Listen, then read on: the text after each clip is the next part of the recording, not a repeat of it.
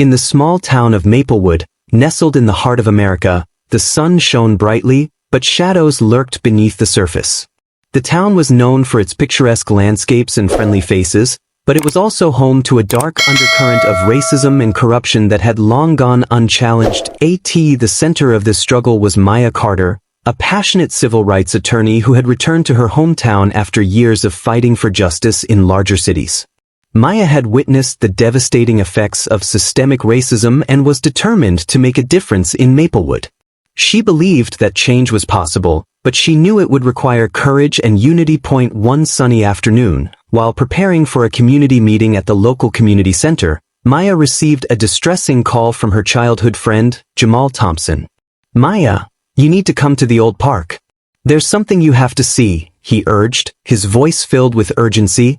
Curious and concerned, Maya hurried to the park, a place where they had spent countless hours as children.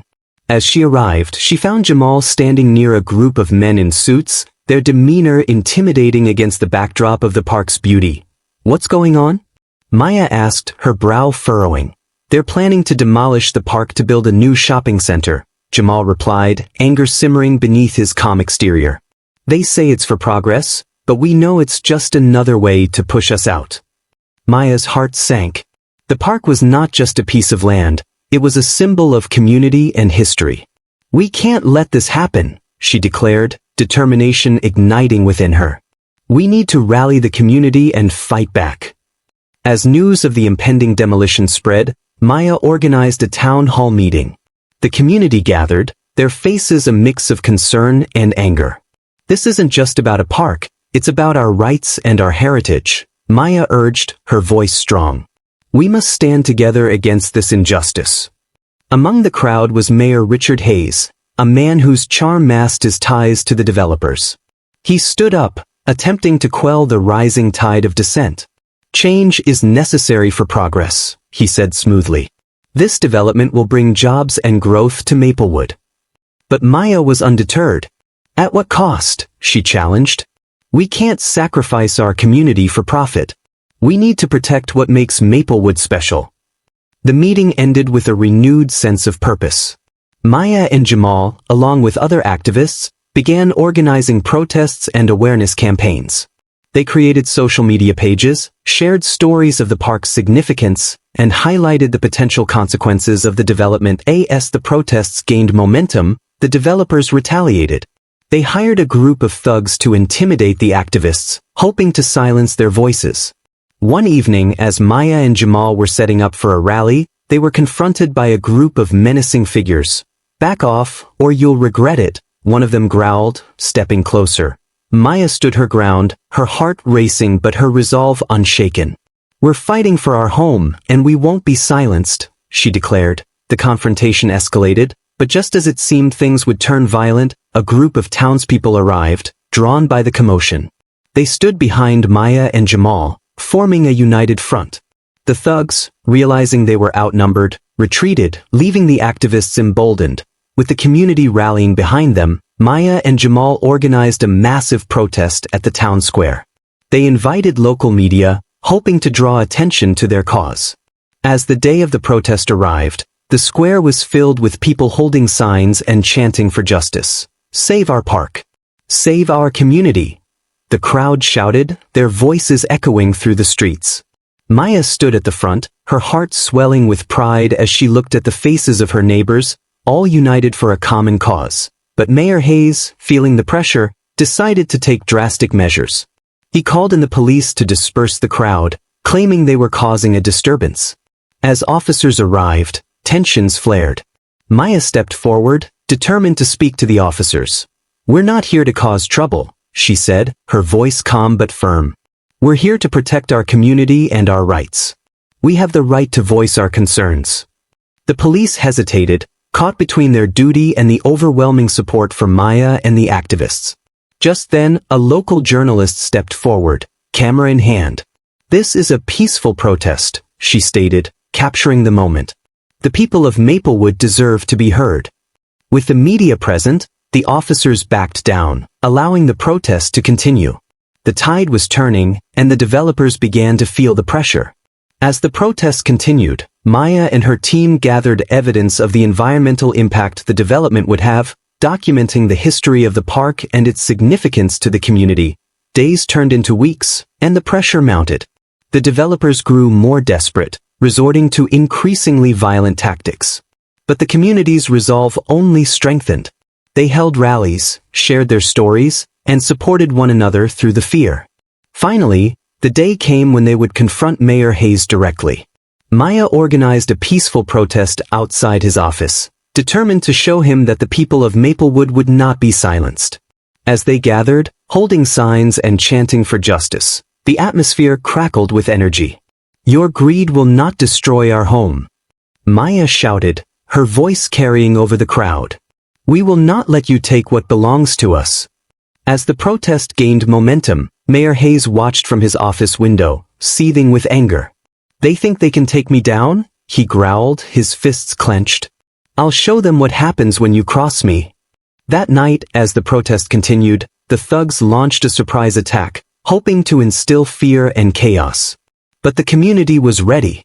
Maya had trained them well, and they stood their ground, using the self-defense techniques they had learned. The clash was intense, but the townspeople fought back with courage and determination. Maya, armed with her phone, documented the entire encounter, capturing the bravery of her neighbors as they defended their home. In the aftermath of the confrontation, the community emerged victorious. The footage Maya captured went viral, drawing national attention to the corruption and violence in Maplewood. Law enforcement, under pressure from the public outcry, finally took action against Mayor Hayes and the developers. As the dust settled, the park remained intact, a symbol of resilience and unity. Maya felt tears of joy welling in her eyes as she embraced Jamal. "We did it," she exclaimed, overwhelmed by the victory, but the fight was far from over. The developers, furious at the setback, vowed to continue their efforts. Maya and her allies knew they had to remain vigilant, ready to defend their home against any future threats. Months later, standing beneath the old oak tree in the park, Maya addressed a gathering of townsfolk. "This tree represents our strength," she said, her voice unwavering. "We have faced darkness, but together, we have emerged into the light." As the crowd cheered, Maya knew that they had not only protected their home but had also inspired a movement that would continue to thrive, ensuring that the shadows of racism and corruption would never return. A new threat emerges. However, peace in Maplewood was fragile. As the community began to heal, whispers of a new threat emerged. A shadowy figure named Victor Kane, a ruthless businessman with ties to organized crime, had set his sights on Maplewood. He saw the town's vulnerability and aimed to exploit it for his gain. Victor's plan was simple: buy up the remaining properties at rock-bottom prices and intimidate anyone who dared to resist. He hired a new gang, the Black Vipers, known for their brutal tactics and willingness to do whatever it took to achieve their goals. Maya and Jamal, aware of the looming danger, called an emergency meeting at the community center. "We can't let history repeat itself," Maya urged, her voice steady. "We've fought too hard to let our town fall into the hands of another tyrant."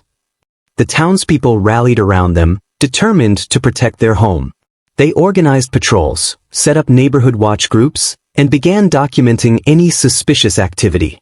With the help of Ana Ruiz, an investigative journalist, they launched a campaign to raise awareness about Victor Kane's intentions, using social media to spread the word far and wide. As tensions rose, Caleb took it upon himself to train the community in self-defense. He held workshops in the park, teaching people how to protect themselves and their loved ones. "Knowledge is power," he told them. "We need to be prepared for anything." One evening, as the sun dipped below the horizon, Maya received a tip-off about a meeting between Victor Kane and the Black Vipers. They were planning their next move, and Maya knew they had to act fast. She gathered Caleb and a few trusted allies, including Ana, to devise a plan. "We need to gather evidence," Maya said, her eyes fierce with determination. "If we can expose Kane's operations, we can rally the community against him." Under the cover of darkness, they set out to infiltrate the meeting. Caleb led the way, his military training guiding their movements as they crept through the shadows. They reached the abandoned warehouse where the meeting was taking place, the sound of voices echoing from within. Peering through a cracked window, they saw Victor Kane surrounded by his men, discussing their plans to intimidate local business owners. "We'll make an example of anyone who stands in our way," Kane sneered, his voice dripping with malice. Maya's heart raced as she recorded the conversation on her phone, capturing every threatening word. But just as they were about to leave, one of the Vipers spotted them. "Hey, get them," he shouted, and chaos erupted. Caleb sprang into action, pulling Maya to safety as they dashed through the alleyways, adrenaline pumping through their veins. They narrowly escaped, but not without a few close calls. Once they were safe, they regrouped at Maya's house, breathless but determined. "We have what we need," Maya said, holding up her phone. "Now we can expose Kane and his gang for what they are." The fight for Maplewood the next day, Maya and Anna worked tirelessly to edit the footage and prepare a report. They reached out to local news stations, determined to get the story out. As the news broke, the community rallied once more, united against the new threat. Victor Kane, realizing his plans were unraveling, retaliated. He sent the Black Vipers to intimidate the townspeople, vandalizing homes and businesses. But this time, the community stood strong. They reported every incident, documenting the harassment and refusing to back down. Maya organized a town hall meeting, inviting everyone to come together and discuss their next steps. "We will not be intimidated," she declared, her voice ringing with conviction. "We will fight for our home, for our families, and for our future." As the sun set over Maplewood, casting a golden glow over the forest, Maya stood at the edge of the woods, reflecting on the journey they had taken. The roots of resistance had taken hold, and the community was stronger than ever. Together, they had proven that when people unite for a common cause, they can overcome even the most formidable challenges. And as the stars began to twinkle in the night sky, Maya felt a renewed sense of hope for the future, knowing that they would continue to fight for what was right. The final confrontation. As the weeks passed, tensions escalated. The Black Vipers grew bolder, and their attacks became more violent. Maya and her allies knew they had to confront Victor Kane directly. They organized a massive rally, inviting the entire community to stand together against the threat. On the day of the rally, the town square was filled with people holding signs and chanting for justice. Maya stood at the front, her heart racing as she looked out at the sea of faces. "Today, we take a stand," she shouted, her voice ringing with determination. "We will not let fear dictate our lives any longer." As the crowd cheered, Victor Kane watched from a distance, his expression darkening. He had underestimated the strength of the community, and now he was furious. He called in the Black Vipers, determined to crush the resistance once and for all. Just as the rally reached its peak, the sound of motorcycles roared through the streets. The Black Vipers arrived, ready to instill fear and chaos. But Maya and her allies were prepared. They had set up a defensive perimeter, and as the gang approached, they stood their ground. "Stay strong," Maya shouted, rallying her friends. "We've come too far to back down now." The clash was intense, but the townspeople fought back with courage and determination.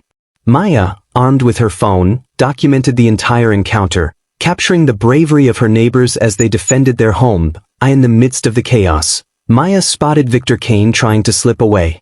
"Not so fast," she yelled, sprinting after him. With her heart pounding, she cornered him in an alleyway. "You think you can intimidate us?" Maya confronted him, her voice steady. "We're not afraid of you anymore." Victor sneered, but there was a flicker of uncertainty in his eyes. "You think this is over? I'll make sure you regret this." But before he could escape, Caleb and Jamal arrived, flanking Maya. "You're done here, Kane," Caleb said, his voice low and threatening. "You've underestimated this community for the last time." As the police arrived, drawn by the commotion, they quickly apprehended Kane and the remaining Black Vipers.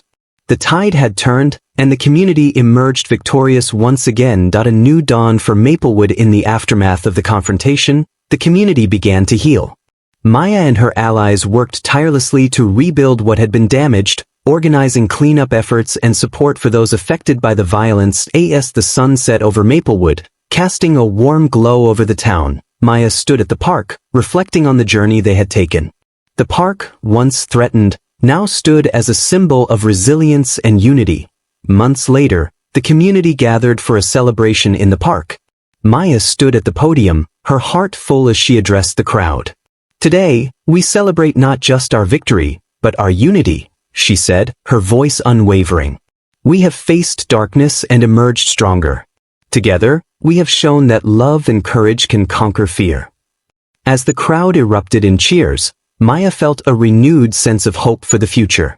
They had not only protected their home but had also inspired a movement that would continue to thrive, ensuring that the shadows of racism and corruption would never return. In Maplewood, the roots of resistance had taken hold, and the community was stronger than ever, united in their fight for justice and equality. The echoes of their struggle would resonate for generations, a reminder that when people stand together, they can overcome even the darkest of challenges.